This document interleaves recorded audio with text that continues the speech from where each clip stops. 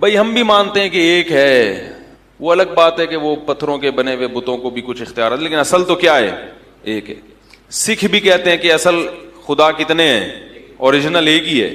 تو جب یہ جو میں نے دلائل دیے کہ بھئی ماں کی چھاتیوں میں دودھ کس نے پیدا کیا، کون ہے جو گٹلی سے تناور درخت بناتا ہے، یہ سارے سافٹ ویئر جو انسٹال ہوئے ہیں، یہ خود بخود تھوڑی ہو رہا ہے، سارا کام ہو نہیں سکتا خود بخود۔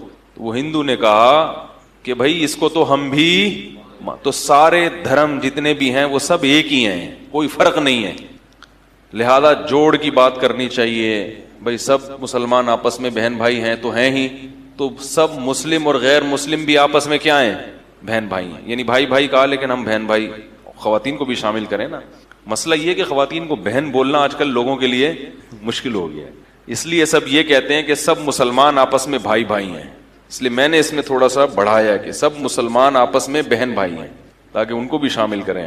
تو اس کو سمجھیں اچھی طریقے سے۔ یہ الزام مسلمانوں پر لگایا جاتا ہے دنیا میں کہ یہ اپنے آپ کو جنت کا ٹھیکیدار سمجھتے ہیں، صرف اپنے آپ کو سیدھے راستے پہ سمجھتے ہیں اور باقی کسی کو ماننے کے لیے تیار نہیں ہے۔ دیکھو ایک بات یاد رکھو، ہم کہتے ہیں کہ اللہ کو اللہ مانو جیسے کہ ماننے کا حق ہے۔ میں اکثر مثال دیتا ہوں، کئی بار آپ لوگ سن چکے ہیں، لیکن اگر ایک ہی مثال بار بار ریپیٹ کی جائے بات سمجھانے کے لیے تو اس میں کوئی حرج نہیں ہے۔ ایک عورت اپنے شوہر کو کہتی ہے کہ آپ میرے شوہر ہیں، آپ بہت اچھے ہیں، آپ بہت زبردست، نادرا میں بھی میں نے آپ کا نام، یعنی اپنے نام کے ساتھ آپ کا نام لگوا دیا ہے، اور میرے پاس میرج سرٹیفکیٹ یونین کونسل والا بھی ہے اور نادرا والا بھی ہے، پکا کام ہے، آپ میرے شوہر، ڈاکومنٹس بھی مکمل کرا لیے۔ تو شوہر بڑا خوش ہوگا، بھائی سبحان اللہ۔ تو شوہر کہے گا پھر چلو بیگم گھر چلتے ہیں۔ گھر تو نہیں جانا میں نے آپ کے ساتھ، کوئی بھی خدمت کہے، کوئی بھی کام کہے، نہیں بھائی جاؤں گی میں وسیم بھائی کے ساتھ۔ دوستی کس سے رکھی ہوئی ہے؟ کوئی بھی وسیم بھائی ہو، بھائی کوئی بیٹھے ہوئے ہو تو معذرت، سلیم بھائی کے ساتھ، وسیم بھائی کے ساتھ، غفار بھائی، ستار بھائی، ساری دنیا کے لوگ ہیں، مرد ہیں، ان سے سلام دعا ہے، ان سے دوستیاں ہیں۔ میاں کو جب بھی میاں کہتا ہے بھائی میرے ساتھ چلو، کیا مجھے شوہر نہیں مانتی؟ مانتی ہوں، تو بھائی چلو اب چلو ہم گھومنے پھرنے چلتے ہیں، میرے ساتھ تب کہ آپ نہیں جاؤں گی میں۔ ایک دن شوہر کو غصہ آئے گا کہ اس تکلف کی کیا ضرورت تھی کہ نادرا سے میرج سرٹیفکیٹ ہے بھائی بنوا لیا، اس تکلف کی ضرورت، آپ کو طلاق کا سرٹیفکیٹ بنوانا چاہیے تھا، ٹھیک ہے نا، آپ کو اس تکلف کی ضرورت نہیں تھی۔ تو جتنے بھی مذاہب ہیں اسلام کے علاوہ وہ اللہ کو اس طرح سے مانتے ہیں کہ اللہ کہتے ہیں کہ ہمیں ماننے کے تکلف کی ضرورت نہیں ہے، کرنی اپنی ہے۔ انڈیا کی عدالت نے قانون بنایا کہ شادی شدہ عورت زنا کر سکتی ہے، تو اس قانون کے بننے سے اس کائنات کو بنانے والے کو غضب آیا کہ نہیں آیا؟ لیکن جب اس جج سے پوچھو بھگوان کو مانتے ہو، کہتے ہیں ہاں جی بھگوان ایک ہے، ساری کائنات کا بادشاہ وہ ہے۔ تو اللہ کہتا ہے ایسا مجھے ماننے کی ضرورت، جب قانون بناتے ہوئے قانون کو فالو کرنے میں بھی مجھے نہیں مانتے، بنانے میں بھی مجھے نہیں مانتے، بالکل مجھے اپنی عدالتوں سے، اپنی زندگیوں سے باہر نکال کے رکھا ہوا ہے، تو نادرا میں اپنے آپ کو ہندو لکھ کے اور اپنا عقیدہ یہ لکھنا کہ ہم ایک بھگوان کو مانتے ہیں، اس تکلف کی ضرورت نہیں، اور اسلام اس تکلف کو مانتا بھی نہیں ہے۔ اسلام کہتا ہے یہ ماننا قیامت کے دن آپ کو اللہ کے عذاب سے نہیں بچا سکتا۔ تو اللہ کو ماننے کا جو آج کل تصور دنیا میں ہے نا، وہ اتنا کمزور ہے، اتنا کمزور ہے کہ وہ ماننا اور نہ ماننا برابر۔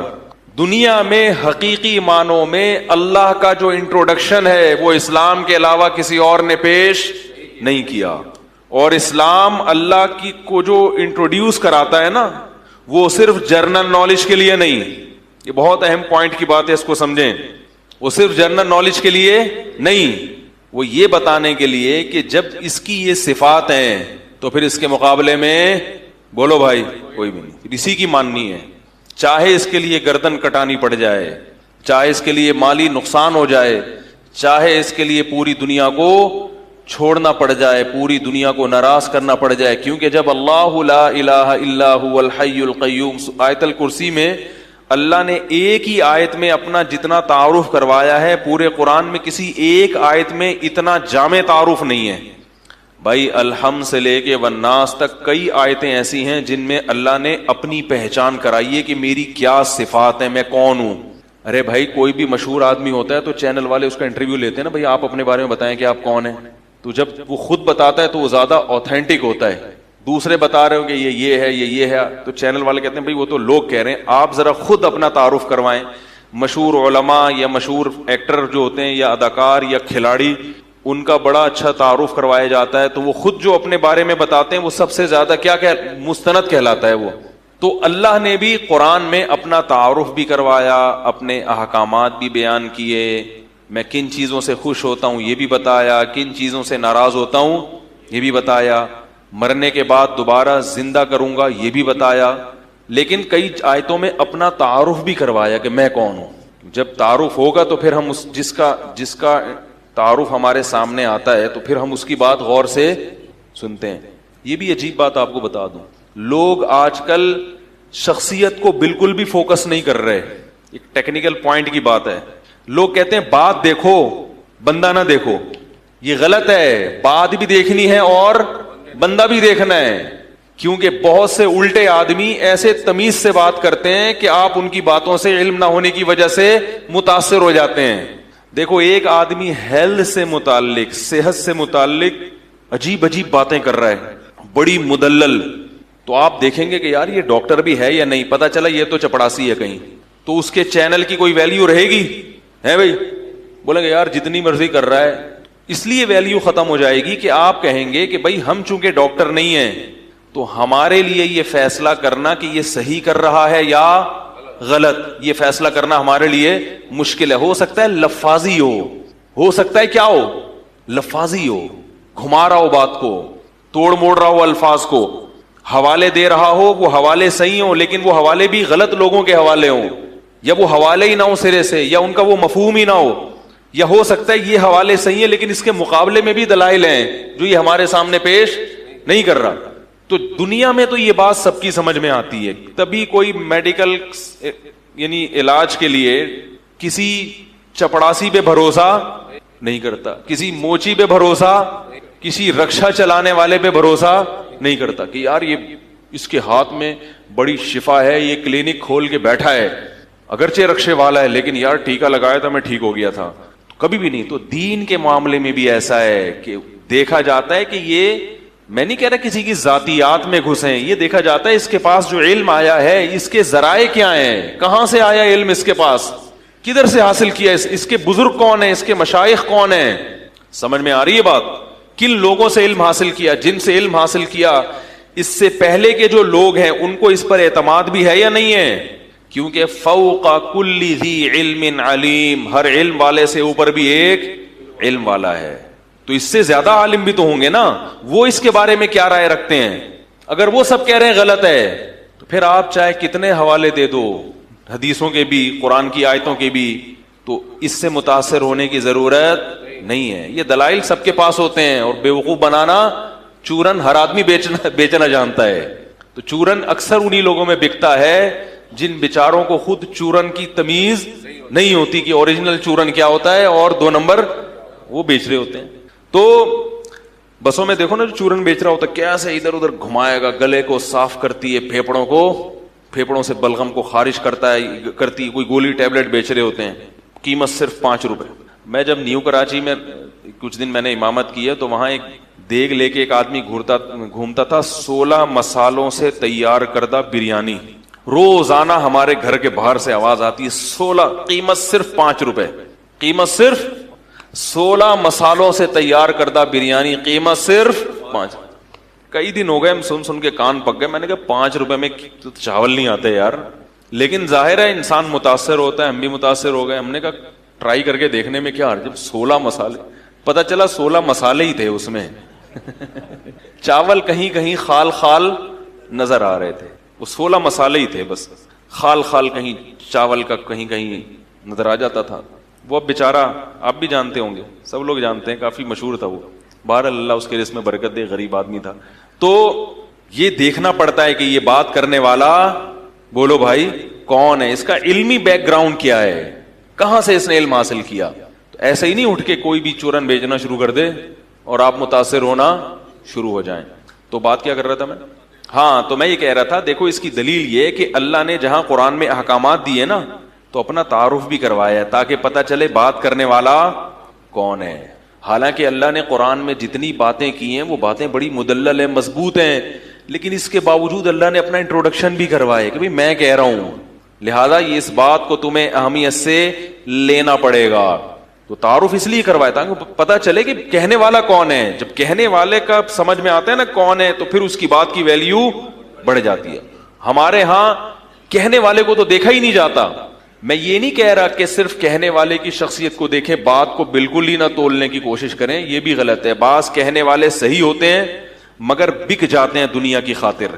مستند علماء ہوتے ہیں، بہت اچھے ہوتے ہیں، مگر لالچ میں آ کے الٹے کام شروع کر دیتے ہیں. تو پھر وہ اس کا ایک آپ کو معیار بتاتا ہوں. اس معیار بتانے میں میرے بیان پر ایک لوگوں کو اشکال ہوتا ہے، اس کا بھی جواب ہو جائے گا. ابھی میں نے بیان کیا تھا دمبے کی چربی کے فضائل بیان کیے تھے میں نے جمعے کے بیان، کہ بچوں کو یہ جو تیل کھلا رہے ہیں اس کے بجائے کیا کھلاؤ؟ چربی. خود بھی وہی کھاؤ. تو فیس بک پر اور یوٹیوب پہ تو کھلا تبصرہ ہوتا ہے. تو لوگوں نے مجھے یہاں بھی آ کے کہا کہ ہم نے جس ڈاکٹر سے بھی کہا، ڈاکٹر نے کہا یہ مفتی کیا کر رہا ہے؟ غلط گائیڈ کر رہا ہے لوگوں کو. بات آ رہی ہے سمجھ میں؟ چربی کھانے کی چیز بہت خطرناک، بہت ڈینجرس.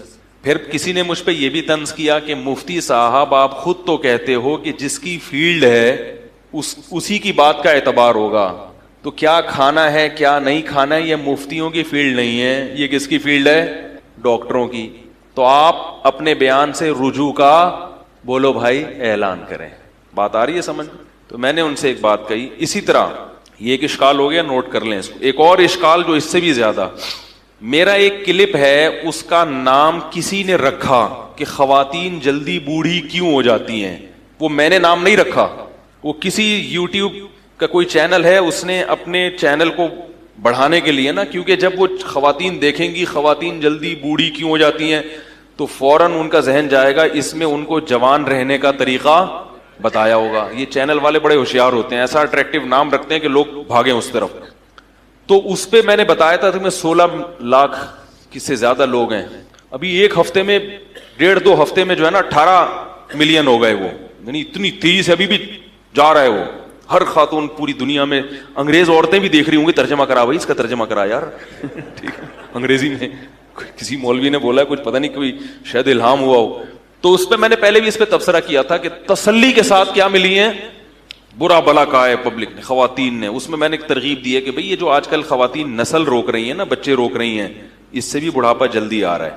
تو اس پہ بھی کہ بھئی یہ ایک کچھ ڈاکٹر خواتین ہیں، انہوں نے بھی کہا کہ یہ کون سا طریقہ ہے کہ جناب ہڈیاں مضبوط ہوتی ہیں، بچے پیدا کرنے سے تو کیلشیم جسم میں ختم ہوتا ہے، آئرن کم ہوتا ہے، کیلشیم وہ ایسی کی تیسی ہو جاتی ہے. اور پھر کچھ خواتین کے میسج بھی آئے کہ ہمارا تو 2 بچوں میں برا حال ہو گیا، اب کون سے زمانے کی بات کر رہے ہو، اور یہ وہ بہت کچھ.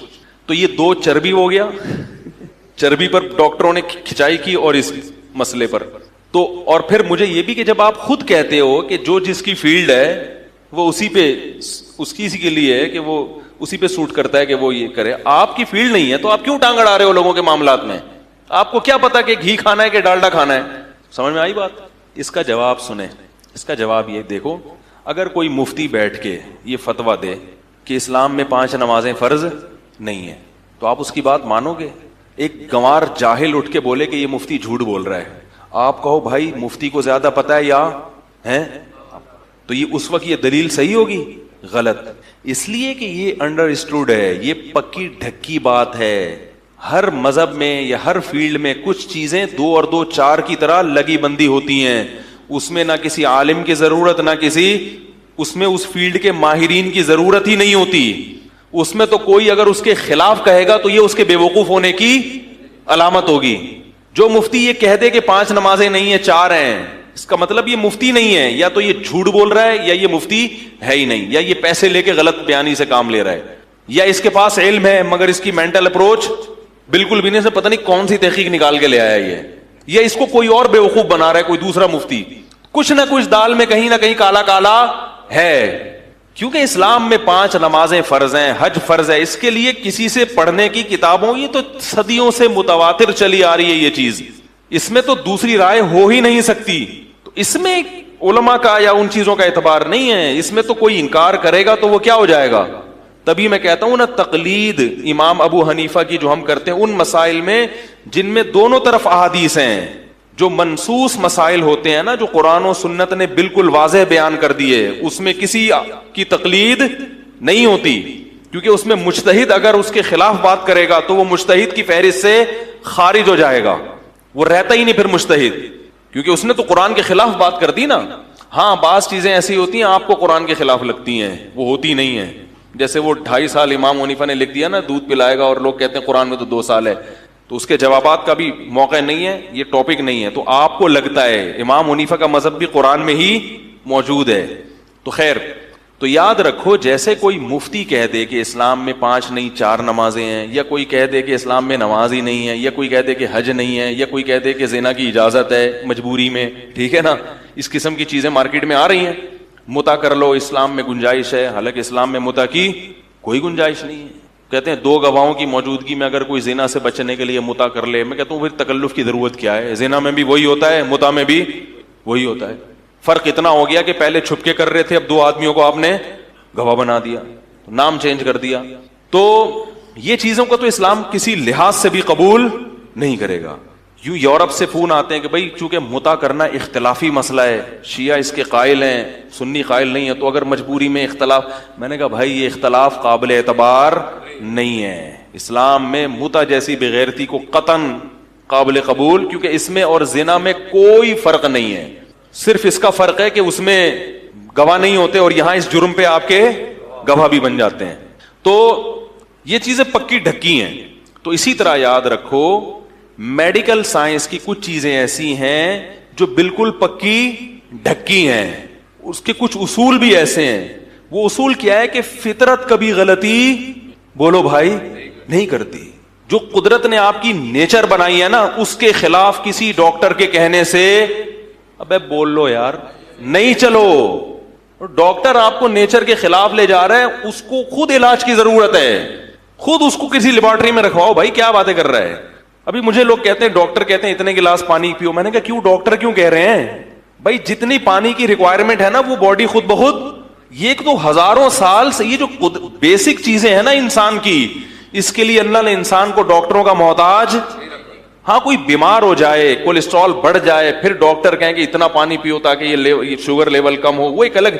نارمل آدمی کی بات کر رہا ہوں جو بیمار نہیں ہے, اس کو پانی پینا کتنے گلاس ہے یہ ڈاکٹروں سے پوچھ کے پیے گا, بیمار ہو جائے گا. سمجھ میں آ رہی ہے بات؟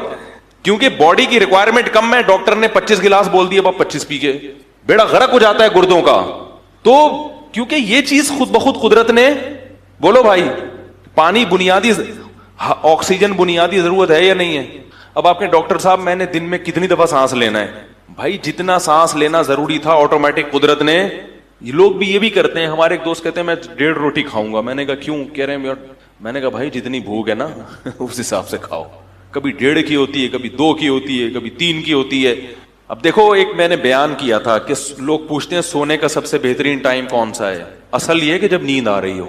بات آ رہی ہے سمجھ؟ لیکن اس نیچرل ٹائم کو لوگوں نے بگاڑ دیا ہے, سوتے نہیں رات کو. تو پھر ہم یہ کہتے ہیں کہ مصنوعی طریقے سے کہ بھائی پہلے رات کو جلدی, ورنہ اوریجنل جو نیچر کا ہے نا بنایا ہوا ٹائم, اس کو صحیح کریں. اسپیکر کو, مائک کو کیا ہو گیا؟ کھانا کھانے کے بعد انسان کو نیند آتی ہے, تبھی دوپہر کا کھانا کھاؤ تو شریعت بھی کیا کہتی ہے, تھوڑی دیر سو جاؤ, نیند آئے گی. رات کو بھی اس لیے کہتے ہیں کہ کھانے میں اور سونے میں زیادہ وقفہ, بولو نا, نہیں ہونا چاہیے. کیونکہ جب آپ کھانا کھاتے ہیں نا رات کو, ایک دم غنودگی چڑھتی ہے, اس وقت سو گئے تو اچھا ہے. ہمارے مائک کا پتہ نہیں کیا مسئلہ ہے, یہ اللہ ہدایت ہے یار, کچھ سیٹنگ پہ آن کے نہیں دے رہا.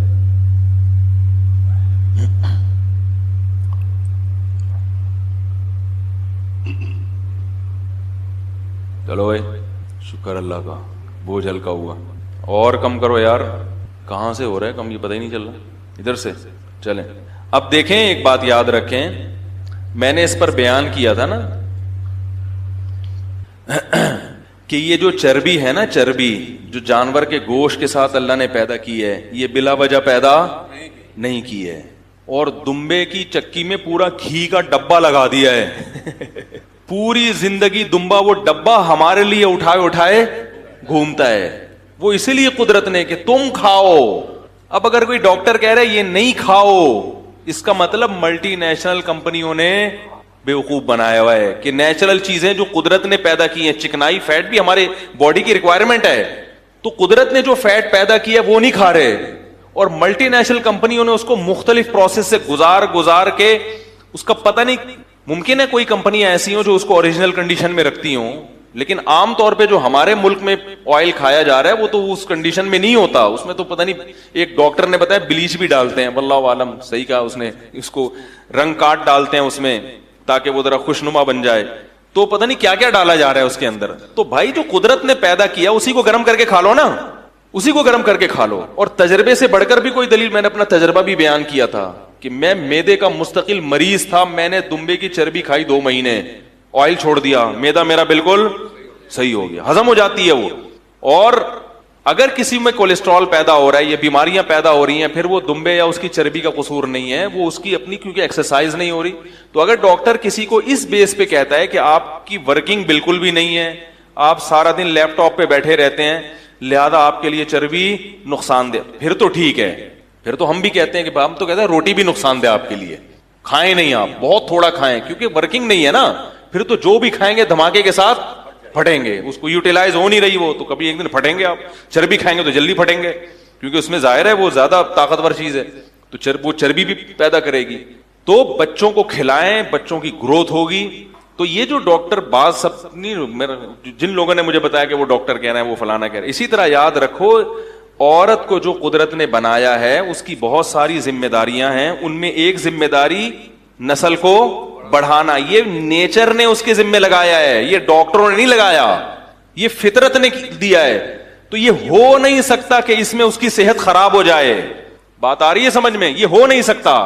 اگر وہ روکے گی تو صحت خراب ہوگی, کیونکہ روکنا فطرت کی مرضی کے خلاف ہے. وہ نیچر سے بغاوت کر رہی ہے. نیچر کے خلاف چل کے آپ اپنی باڈی کو کبھی بھی خوش نہیں رکھ سکتے. رہا یہ مسئلہ کہ کیلشیم کم ہو جاتا ہے, وہ تو ہم بھی مانتے ہیں کم ہوتا ہے, لیکن قیامت تک کے لیے کم نہیں ہوتا. وہ جب کھائے گی پیے گی ریکوری ہو جاتی ہے دوبارہ. میں لاہور میں اپنی نانی سے مل کے آیا ہوں, ابھی میں لاہور گیا تھا 1 دن کے لیے, یوں واپس آیا ایک دم. تو ہمارے نانا کی بہن, چچا زاد بہن یا خالہ زاد بہن, 88 سال ان کی عمر ہے, اور الحمدللہ 88 سال پہ کہتے ہیں کہ بریک لگ گئی ہے. یعنی یہ بڑھ رہی ہیں مگر ماننے کے لیے تیار نہیں. ماشاءاللہ ان کے پتہ نہیں 8 یا 10 بچے, کتنے بچے تھے ان کے, کافی بچے ہیں ان کے. میں جب گیا تو میں جب ان سے ملنے کے لیے گیا تو بڑی خوش باش پراٹھا کھا رہی ہیں صبح. جن کے گھر میں ٹھہرا ہوا تھا وہ میرے کزن لگتے ہیں, ان کی عمر ہوگی 25-26 سال. انہوں نے صبح ناشتے میں پراٹھے سے ایوائڈ کیا. انہوں نے کہا بھائی میں آج کل یہ پراٹھے شراٹھے میں نے کیا کیے ہوئے چھوڑے ہوئے. اور جب ہم اپنی نانی سے ملے 88 سال, جو کم سے کم رپورٹ کے مطابق, ٹھیک ہے نا, کیونکہ وہ اس زمانے میں لوگ یاد تو رکھتے, ان کے بیٹے نے بتایا کم از کم 88 کی تو ہیں یہ, ٹھیک ہے نا. تو پراٹھا کھا رہی ہیں بھنے ہوئے گوشت کے ساتھ, اور پورا پراٹھا آخری لقمے تک انہوں نے کھایا ہے. نظر کمزور تھی, شوگر بھی ہے نا, شوگر کی وجہ سے نظر میں, تو ایسے ایسے تلاش کر رہی تھی پراٹھے کا ٹکڑا کہاں رہ گیا, ایسے میں دیکھ رہا تھا. تو میں نے کہا دیکھو یہ نیچرل لائف گزاری ہے. یہ لوگ جانتے ہی نہیں تھے کہ یہ حمل روکنا کیا ہوتا ہے, یہ جانتے ہی نہیں تھے یہ لوگ. تو عزت بھی ملی ماشاءاللہ, بیٹے بھی ہیں بیٹیاں بھی ہیں, سب پال رہے ہیں گھر میں, ماں کی خدمت کر رہے ہیں, اور کتنی لمبی عمر نکال کے. یہ نیچر کے خلاف کبھی بھی آپ کی صحت. تو میں نے یہ خواتین کو نقصان پہنچانے کے لیے بیان نہیں کیا, ان کے فائدے کے لیے کیا ہے. باقی اس کا یہ مطلب نہیں کہ ہر سال پیدا کرتے رہیں, وہ آپ کی مرضی, آپ روک لیں, اور ہر سال پیدا ہوتا بھی نہیں ہے کسی کا.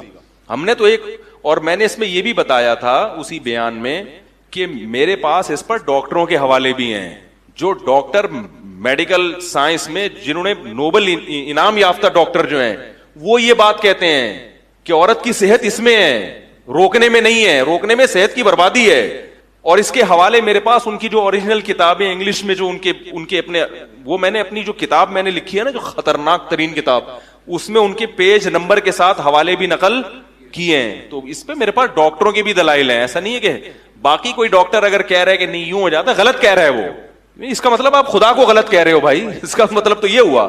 اور یہ بھی یاد رکھو, اگرچہ یہ حیا کے خلاف ہے یہ بات کرنا, لیکن بات ہو گئی کیونکہ فیملی پلاننگ والوں نے اس قدر پروپیگنڈا کیا ہے, اس قدر ذہن میں یہ چیز ڈالی ہے نا, کہ اب لوگوں کے دماغ سے یہ نکالنا بڑا مشکل ہو گیا ہے. حتیٰ کہ علماء بھی اب انہی کی باتیں کرنے لگے ہیں. میں نے اچھے اچھے علماء کو دیکھا ہے, وہ بھی وہی گنگا رہے ہیں, نہیں بھائی یوں ہو جاتا ہے تو یوں ہو جاتا ہے تو یوں ہو جاتا ہے. میں کہتا ہوں تمہاری اپنی ماؤں کی عمریں دیکھو, 90 سال, کہہ رہے ہیں وہ زمانہ اور تھا, یہ زمانہ. تو کیا مطلب نیچر بدل گئی کیا انسان کی؟ ارے کیا اس زمانے میں بھی روٹیاں کھایا کرتے تھے بھائی, دودھ پیتے تھے, اب بھی وہی کر رہے ہیں. کیا پہلے پلاسٹک گندم کی کھاتے, اب کیا پلاسٹک کی روٹی کھائیں گے؟ بھائی نیچر تھوڑی چینج ہوتی ہے, 1000 سال کے بعد بھی آپ کے باڈی کا اسٹرکچر یہی رہے گا, 1000 سال پہلے بھی یہی تھا, وہی ریکوائرمنٹ ہے اب بھی جو پہلے تھی.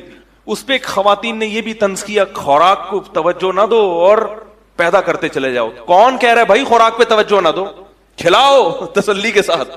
تو کھائیں, کھانا تو زیادہ پڑے گا, ظاہر بات ہے, بھوک خود بخود زیادہ لگے گی تو کھلانا بھی پڑے گا. تو جو میاں نہیں کھلا رہا وہ غلط کر رہا ہے, خوب اچھا کھلانا چاہیے تاکہ وہ جو کیلشیم کی کمی ہوئی ہے وہ کیا ہو جائے, پوری ہو جائے. لیکن اکثر یہ کمنٹس وہ خواتین کرتی ہیں جو تسلی سے کھا رہی ہوتی ہیں. غریب عورتیں جن کو کھانے کو نہیں ملتا ان کے ایسے کمنٹس نہیں ہوتے. اگر یہ کھانے کا مسئلہ ہوتا نا کہ کھانے کی کمی کی وجہ سے بچے کم پیدا ہو رہے ہوتے, تو امیروں کے بچے زیادہ ہوتے اور غریبوں کے کم ہوتے. ہم دیکھتے ہیں غریبوں کے زیادہ ہوتے ہیں. کھانے کا مسئلہ نہیں ہے, یہ میڈیا نے آپ کا دماغ خراب کر دیا, آپ کے فیملی سسٹم کو تباہ کرنے کے لیے. میڈیا نے آپ کو یہ غلط گنتیاں پڑھا دی ہیں. سمجھ میں میرا خیال ہے نہیں آ رہی بات. تو اب ایک آدمی بیچارہ کھری بات کر رہا ہے تو وہ پٹ رہا ہے معاشرے میں, کیونکہ سب ایک ٹریک میں بہنا شروع ہو گئے. تو بھائی ہم وہ بات نہیں کریں گے جو ساری دنیا کہہ رہی ہے, جو فطرت کی بات ہے, جو نیچر کی بات ہے, میں وہ بات کروں گا. پھر بھی آپ نے نہیں کرنے تو نہ کرو پیدا, ہم نے, لیکن مانو تو ہی کہ مفتی صحیح کہہ رہا ہے. نہیں آ رہی میرا خیال ہے بات, مانو. باقی اگر کسی خاتون میں کوئی ایسا کیس ہو گیا کہ اس کو وہ بالکل ہی حالت نہ ڈالو, تو ایسے کچھ کیس تو ایسے ہوتے ہیں کہ 100 میں 2-4 بیمار بھی ہوتے ہیں, تو سب کو ایک لاٹھی سے نہیں ہانکنا چاہیے. تو ہوتا ہے, ایسے بھی کیس ہوتے ہیں کہ بھئی وہ ایک بھی پیدا کرے گی تو اس کا نقصان ہو جائے گا. باقی ایک آخری بات میں کر کے اپنے اصل ٹاپک کی طرف آتا ہوں. دیکھو یہ قدرت نے جو عورت کو جو پریگنینسی ہوتی ہے نا, اگر وہ نہ ہو تو بلڈ ہر مہینے مینسز میں ضائع ہو جاتا ہے. بات آ رہی ہے سمجھ میں؟ ہر مہینے 6-7 دن جو بلیڈنگ ہوتی ہے نا, اس میں وہ انرجی کیا ہو جاتی ہے, ساری ضائع. پریگنینسی ہوتے ہی وہ بلیڈنگ رک جاتی ہے. یہ قدرت بتا دیتی ہے کہ اگر تمہیں پریگنینسی نہیں ہوگی تو تمہاری انرجی کو میں اس طرح سے ضائع کر دوں گا, کیونکہ اللہ نے تمہیں نسل بڑھانا, جہاں بہت سارے کام ہیں اس میں ایک کام تمہارا کیا ہے, نسل بڑھاؤ. اگر نہیں بڑھاؤ گی تو انرجی اس طرح سے کیا کروں گا, ضائع. اور ایک ڈاکٹر کی بات آپ کو بتا رہا ہوں, اس نے کہا عورت کی انرجی مینسز کی جو بلیڈنگ ہوتی ہے اس میں زیادہ ضائع ہوتی ہے, پریگنینسی میں کم ضائع ہوتی ہے. یہ ڈاکٹر کی بات کر رہا ہوں. اب صحیح کہہ رہا ہے غلط کہہ رہا ہے اللہ ہی جانے, لیکن اتنی بات تو ہے کہ یہ انرجی قدرت اسٹور ہونے نہیں دیتی, وہ ضائع کر دیتی ہے. تو اس لیے قدرت کے کاموں میں ٹانگ اڑانے کی چندہ ضرورت نہیں ہے. چاہے کچھ بھی ہو, نیچر کبھی بھی چینج نہیں ہوگی. اور اس کے جو روحانی نقصانات ہیں عورت کو, وہ تو بہت زیادہ ہیں. بڑھاپے میں ترستی ہیں, یہ جوانی ہمیشہ برقرار نہیں رہتی. تھوڑے دن میں آپ کو اولاد کی ضرورت پڑے گی, تو ایک آدھ ہو گیا وہ مزہ نہیں ہے اس میں, صحیح ہے نا, گھر بھرا ہوا ہونا چاہیے. اور اس پہ بہت سارے اشکالات ہیں. ابھی میرا ٹاپک پھر چینج ہو جائے گا کہ تربیت کیسے کریں گے اور کھلائیں گے کہاں سے, وہ ایک الگ ٹاپک ہے. ایک ہندو نے کمنٹ کیا, کہہ رہے دنیا کا سب سے بڑا مسئلہ ہی اس وقت آبادی ہے, اور اس مفتی کو دیکھو کیا ترغیبیں دے رہا ہے لوگوں کو. کہ دنیا کا تو سب سے بڑا مسئلہ ہی کیا ہے, آبادی. یہ تمہیں کس نے بتایا کہ دنیا کا سب سے بڑا مسئلہ آبادی ہے؟ بھائی تو میڈیا نے پروپیگنڈا کیا ہے نا. امریکہ کے ہاں سب سے بڑا مسئلہ آبادی نہیں ہے, وہ چاہ رہے ہمارا گروتھ ریشو بڑھے. انڈیا کو اس نے یہ پٹیاں پڑھائی ہوئی ہیں کہ تمہارا سب سے بڑا مسئلہ کیا ہے, آبادی ہے, کیونکہ وہ ایشیائی ملکوں کی آبادی بڑھنے سے ان ممالک کی معیشت ادھر منتقل ہو جائے گی. تو یہ گنتیاں ہیں جو سکھائی ہوئی ہیں. میں آپ کو ایک فارمولا بتاتا ہوں, آبادی بڑھنا کسے کہتے ہیں, سمجھ میں آ رہی ہے بات؟ دیکھو ہم جب دیکھتے ہیں نا کہ آبادی, ایک صاحب نے کہا پہلے ہی پاکستان میں 20 کروڑ انسان ہے, اللہ کا واسطہ یہ مولوی کیا باتیں کر رہا ہے بیٹھ کے, 20 کروڑ کی آبادی تو بڑھ گئی, ابھی بچے زیادہ کہاں جائیں گے ہم. یہ سب کیا ہے, ڈائلاگ ہیں, جو گنتیاں ان کو فیملی پلاننگ والوں نے سکھائی ہوئی ہیں. دیکھو 20 کروڑ ہوں یا 1 ارب ہوں, زیادہ افراد کہتے کس کو ہیں؟ آپ کے پاس 1000 گز کا بنگلہ ہے, اس میں 5 افراد ہیں, اس میں کتنے افراد ہیں؟ یہ تھوڑے ہیں یا زیادہ ہیں؟ یہ تھوڑے ہیں. 1000 گز کے حساب سے کیا ہیں؟ تھوڑے, بہت تھوڑے ہیں. آپ کے پاس 80 گز کا گھر ہے, اس میں 20 افراد ہیں, یہ کیا ہیں؟ بہت زیادہ ہیں. اور یہی 20 افراد جب 1000 گز میں ہوں گے تو بہت زیادہ. کیپیسٹی اور وسائل وسائل اور کیپیسٹی کے اعتبار سے اگر گروتھ ریشو زیادہ تیزی سے بڑھ رہا ہو, وسائل کی سپیڈ بڑھنے کی کم ہو اور گروتھ ریشو زیادہ ہو, تو یہ خطرناک ہے, کیونکہ اس کا مطلب وسائل مستقبل میں کم پڑ جائیں گے اور ان وسائل کو استعمال کرنے والے زیادہ. ماہرین معیشت یہ کہتے ہیں کہ وسائل کے بڑھنے کی سپیڈ گروتھ ریشو سے کئی گنا زیادہ ہے. بہت مشکل ہے بھائی. جو جس حساب سے دنیا کی آبادی بڑھ رہی ہے نا, جو وسائل ہے نا, وسائل ان کے بڑھنے کی سپیڈ کیا ہے, زیادہ ہے. اور زمین میں اسپیس بھی ہول سیل کے حساب سے پڑا ہوا ہے. ہم اسپیس پتہ ہے کیسے, اس گلی میں اتنے افراد اگر مزید 100 پیدا ہو گئے تو کہاں جائیں گے. ابے بھائی یہ آدم علیہ السلام نے جس محلے میں گھر بنایا تھا وہ بھی یہ سوچتے کہ یار میرے 2 بچے ابھی 4 بچے, یہ جب 5 ارب ہو جائیں گے کہاں جائیں گے. اس وقت کہیں گے بھائی اس وقت 100 ملک بن چکے ہوں گے, یہ آبادی پھیلے گی, پھٹے گی, یہ آبادی دور دور جائے گی. تو ایسے ہی کراچی جیسے 1000 شہر اور آباد ہو جائیں گے, لاہور جیسے 20-25 شہر. دنیا میں جگہ بسنے کے لیے کم نہیں ہے. ہم لوگ چونکہ ایسے ایریاز میں رہتے ہیں نا, تو ہم کہتے ہیں یار اتنے کھارا در میں اتنے لٹکے ہوئے ہیں کہاں جائیں گے. ابے یہاں تھوڑی لٹکتے رہیں گے. جیسے ان کے ماں باپ کہیں اور رہتے تھے, بچے یہاں آ کے کیا ہو گئے, لٹکنا شروع ہو گئے, تو ایسے ان کی نسلیں اور کھارا در وجود میں آئیں گے اور لیاری بنیں گے بہت سارے ابھی. تو اللہ کی زمین رہنے کے لیے کام نہیں ہے, بہت بڑی زمین ہے.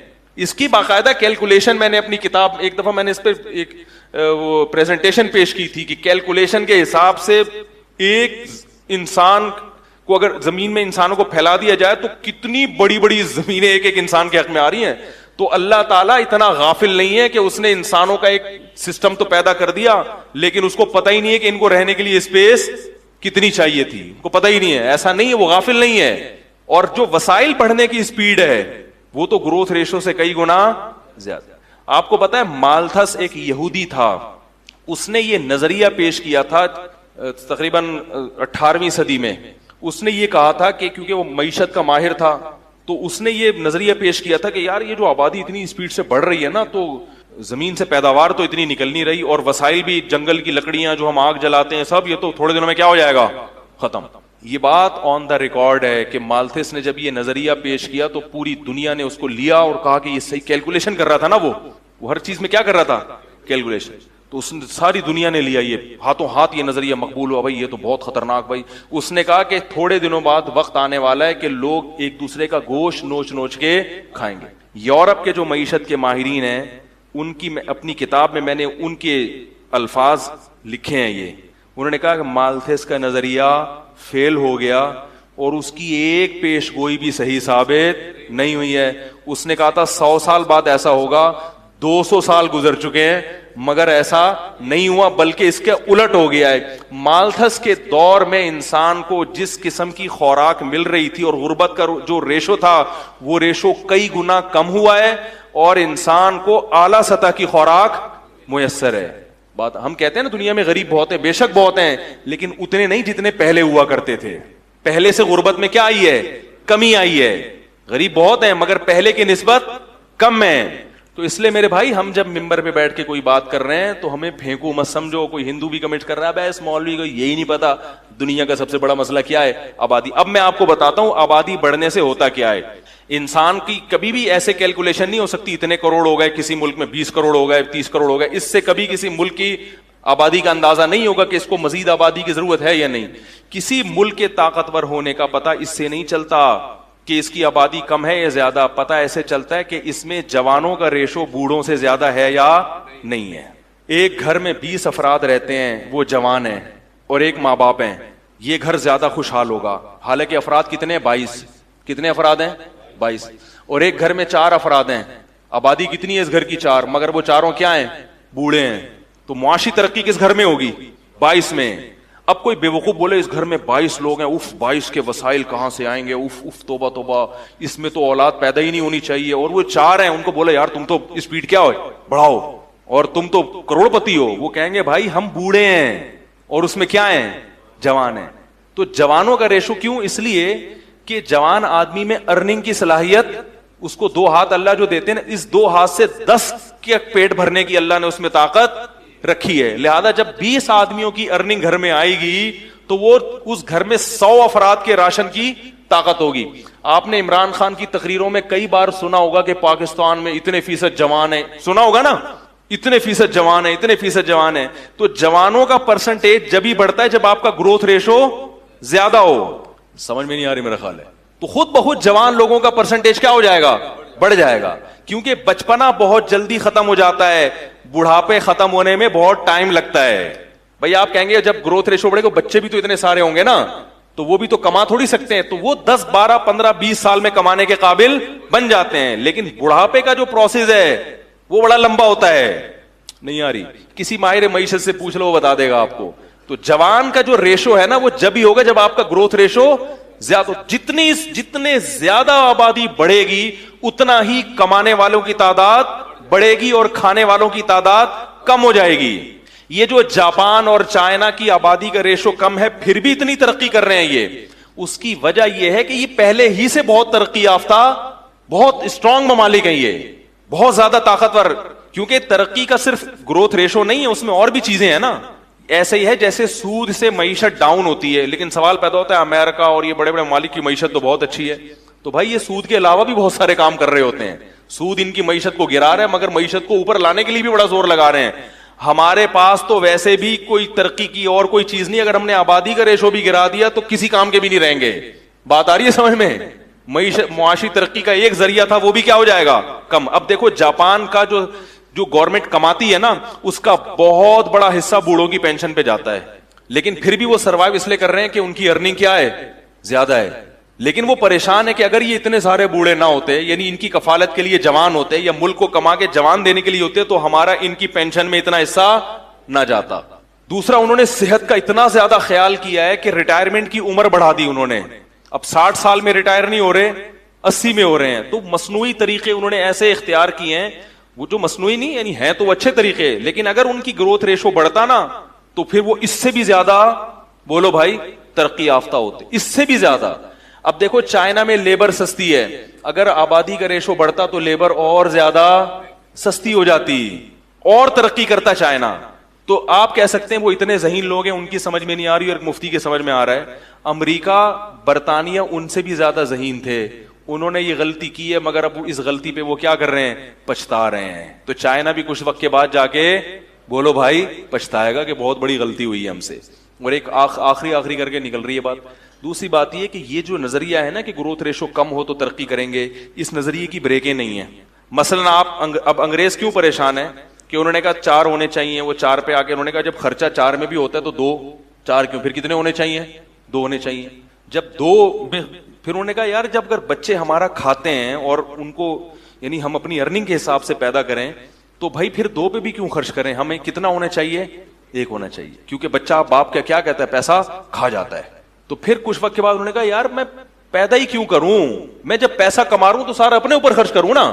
یہ سوچ پیدا ہوتی ہے کہاں سے, فیملی پلاننگ کے نظریات سے. اور اسلام کیا کہتا ہے کہ بچہ تمہارا نہیں کھاتا, وہ اپنی قسمت کا لے کے آتا ہے. لہذا ایک دھیلا بھی جیب میں نہیں ہے تو آپ کو اسلام نسل روکنے کی پھر بھی اجازت نہیں دیتا. ایک دھیلا بھی نہیں ہے آپ کی جیب میں. اسلام کہتا ہے یہ اللہ کی مخلوق پہلے ہے, تمہاری اولاد بعد میں. تبھی تمام فقہا کا اتفاق ہے کہ خرچے کے خوف سے نسل روکنا حرام ہے. صحت کے لیے روک لی, چلو بھائی وقفہ کرنا ہے, یہ سنبھل نہیں رہے کسی سے, ویسے ہی اس کو شوق نہیں ہے تو ایک الگ بات ہے, ترغیب نہیں ہے, لیکن شریعت کہتی ہے ٹھیک ہے بھائی کوئی زبردستی نہیں ہے اس میں. لیکن اس خوف سے کہ میں کھلاؤں گا کہاں یا اسکول کی فیسیں کیسے بھروں گا, اس خوف سے نسل روکنا کیا ہے اسلام میں. کیونکہ اللہ کہتے ہیں اللہ کی مخلوق پہلے ہے, تمہاری اولاد بعد میں. جو خدا ماں کی چھاتیوں میں اس کے لیے دودھ پیدا کر سکتا ہے وہ 12ویں بچے بھی پیدا کرتا ہے. اس کا مطلب وہ ناراض نہیں ہے, ٹھیک ہے نا. وہ یہ نہیں کہہ رہا بھی بہت ہو گیا میں نہیں پیدا کروں گا, وہ کہے گا 12واں کے بعد 13واں بھی ہوگا تو اللہ ماں کی چھاتیوں میں دودھ پیدا کرے گا, یہ بتانے کے لیے کہ اس کا بھی انتظام ہے. 14واں ہوگا پھر بھی پیدا کرے گا. تو یہ اللہ بتا دیتے ہیں کہ یہ ذمہ داری کس کی ہے اس کو پالنا, بولو بھائی اللہ کی. تو اس لیے اٹھا کر پھینک دو باہر گلی میں, نئی تہذیب کے انڈے ہیں گندے.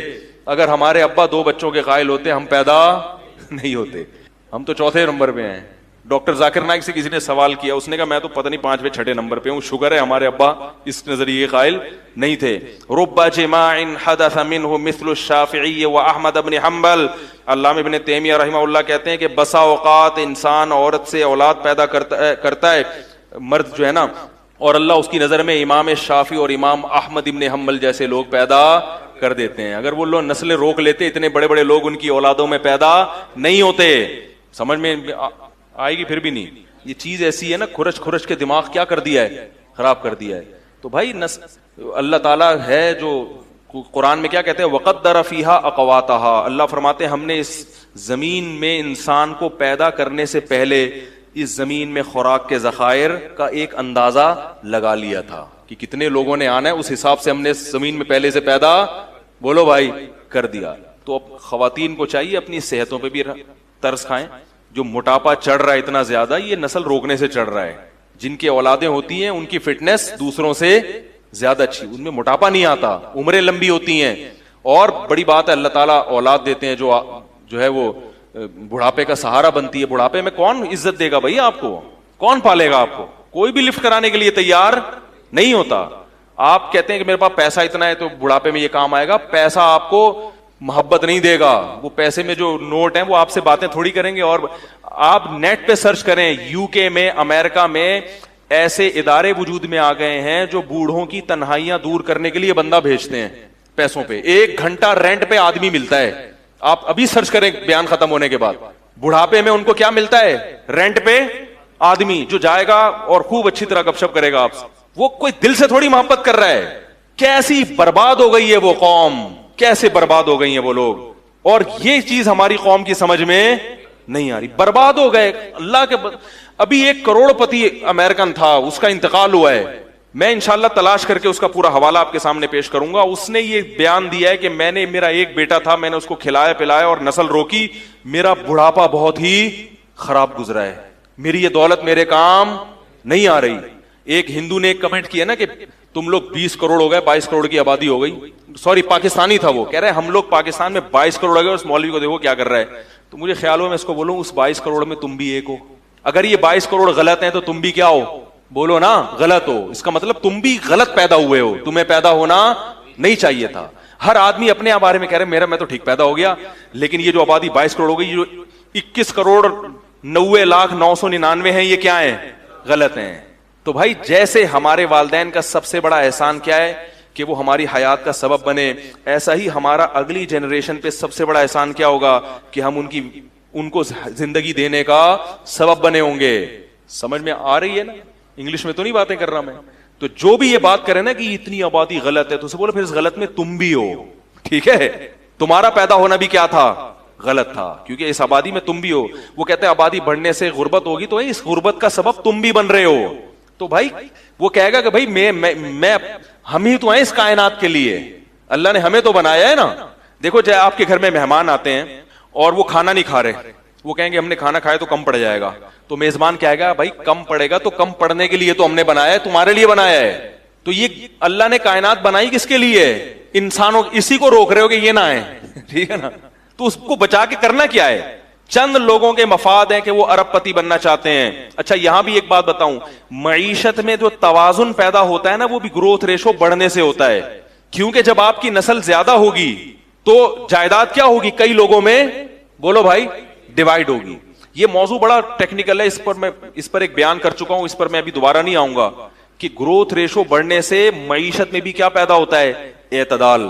ये बड़ा जबरदस्त, इसमें मैं अगर आप अभी दलाइल देना शुरू करूं आप हैरान हो जाएंगे कि वाकई ये मौलवी साहब बड़ी जबरदस्त बात है। लेकिन अभी मौजू क्या हो जाएगा, बिल्कुल चेंज हो जाएगा। और एक आखिरी से आखिरी बात निकलती है, एक और बात ये कि ये जो नस्ल रोकने का तस्वुर आया है ना, इससे जो जाहिल कौमें, जाहिल खानदान है ना, उनमें इजाफा होता है और एजुकेटेड लोग मुआशरे में क्या हो जाते हैं, अच्छे खानदान कम। ये अंग्रेज ने लिखी है बात, उसने लिखा है फैमिली प्लानिंग के नजरियात से मुतासिर होने वाले ज्यादातर एजुकेटेड लोग हैं। अच्छी फैमिलियां जो है ना वो ज्यादा मुतासिर होती हैं, क्योंकि वो चाहते हैं कि भाई हमारे बच्चे बिल्कुल बहुत टाइट किस्म के 2 हों लेकिन तमीज के हों। ये गिनतियां सिखाई गई हैं। उनका ख्याल है कि 10 तमीज के हो ही नहीं सकते, हालांकि ऐसा नहीं है। तरबियत करोगे तो 10 भी तमीज के होंगे, नहीं करोगे तो एक भी चोर पैदा होगा।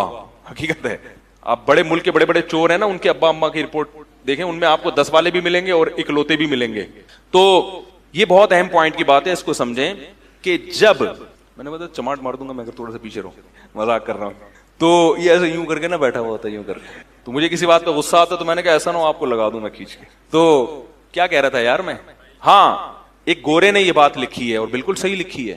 ایک گورے کی بتاؤں گا اور ایک سانولے کی بھی بتاؤں گا, یعنی اپنی, ہم لوگ سانولے ہیں نا, نہ ادھر کے نہ ادھر کے, ٹھیک ہے نا. گورے نے یہ بات لکھی ہے کہ یہ جو گروتھ ریشو, جب یہ جو فیملی پلاننگ کی مہم جب چلتی ہے کہ 2 بچے ہی اچھے, تو چونکہ اس سے زیادہ تر ایجوکیٹڈ لوگ متاثر ہوتے ہیں, وہ کہتے ہیں ہاں بھائی, اور جو ان پڑھ طبقہ ہے نا وہ اس لیے متاثر نہیں ہوتا کہ وہ کسی چیز سے متاثر ہونے کے لیے تیار, وہ کہتا ہے چھوڑو یار پیدا کرو. ان کو تو تربیت کی بھی فکر نہیں ہوتی, تعلیم کی بھی فکر نہیں ہوتی, بیویوں کی صحت کی بھی نہیں, وہ تو کہتے ہیں ہو رہے ہیں اور ہونے دو. نتیجہ کیا نکلتا ہے, جو نیچ اور گھٹیا خاندان ہے نا ان کا ریشو بڑھ جاتا ہے, اور جو اچھی فیملیاں تھیں وہ آبادی کا تناسب کم ہو جاتا ہے. چور اچکے بولو بھائی زیادہ ہو جائیں گے, تو چور اچکوں کو نہ بڑھنے دو. کیا خیال ہے, جو اچھے فیملی, اگر آپ سمجھتے ہو کہ ہم اچھے خاندانی لوگ ہیں تو پھر آپ کو اپنی نسل بڑھانی پڑے گی تاکہ آنے والی امت کو کیا ہو, فائدہ ہو. یہ گورے کی بات ہے. اب ایک سانولے کی بھی سن لیں. سانولا یہ کہتا ہے کہ گروتھ ریشو روکنے سے لڑکیوں کی پیدائش کا ریشو بڑھ جاتا ہے اور لڑکوں کا ریشو کم ہو جاتا ہے. یہ بھی ایک حقیقت ہے, کیونکہ جب ہر ایک کو 2 چاہیے تو پھر اس میں ایک لڑکا لازمی چاہیے. جس کو لڑکا نہیں ملا تو لڑکی ہوتی رہے گی, ہوتے 6 بیٹیوں کے بعد ایک بیٹا ہو گیا تو وہ بریک لگا لے گا. جس کے لڑکا ہو گیا وہ 2 میں ہی لگا لے گا. تو لڑکیوں کی تعداد تو 6 8 پہنچے گی, لڑکوں کی تو یہ نیچرل جو ریشو ہے نا لڑکے اور لڑکیوں کا, یہ کیا ہو جائے گا, خراب ہو جائے گا, ڈسٹرب ہو جائے گا بہت بری طرح. پھر بیٹیوں والے پھریں گے رشتے تلاش کرتے, ہائے وہی مل نہیں رہا, ہائے یہ نہیں ہو رہا, ہائے وہ نہیں ہو رہا. زنا بھی پھیلے گا معاشرے میں, یہ ہو رہا ہے. انڈیا اور چائنا کا میں کئی دفعہ بتا چکا ہوں کہ وہاں لڑکیوں کا ریشو کم کیوں ہے, حالانکہ وہاں بھی فیملی پلاننگ ہے, اس لیے کہ وہ ماں کے پیٹ میں بچی کو, تو یہ ظلم کرو گے تو پھر تو ہوگا, لیکن اسلام اس ظلم کی اجازت نہیں دیتا. بچی کو پیٹ میں مار نہیں سکتے. تو یہ بھی ایک ٹینشن ہے. جب پہلے بڑھتا تھا نا گروتھ ریشو, پہلے لوگ جانتے نہیں تھے, تو کیا ایک خاتون کے 6 بیٹیاں ہو گئیں تو دوسرے کے 6 بیٹے ہو گئے, کیا خیال ہے. تو وہ بھائی اس کے 6 بیٹیاں بوجھ نہیں بنتی تھی, بھائی وہ ان چمونی آپا کے بھائی وہ 6 بیٹے اللہ نے اس کو دیے, اور وہ دوسری آپا ہیں ان کے کتنے بیٹیاں ہی بیٹیاں ہو رہی, تو کوئی بات نہیں, ان کے 6 بیٹیاں, ان 6 بیٹے سے ہو گئی شادی. اب کیا ہو رہا ہے, ان کے 6 تو ہو گئی لڑکے کی لالچ میں, ان کے بیٹے 1 2 سے زیادہ نہیں ہے, تو کدھر کس کو پہنائیں گی بھائی یہ بیٹیاں, نہیں آ رہی بات. تو یہ باتیں آپ کو میڈیا نہیں بتائے گا میرے بھائی, یہ باتیں آپ کو مولوی کے علاوہ, بولو بھائی, کیونکہ مولوی صاحب کو تقریر کے پیسے نہیں ملتے. اور پھر بھی خواتین نے اگر نیگیٹو کمنٹس کرنے ہیں تو دل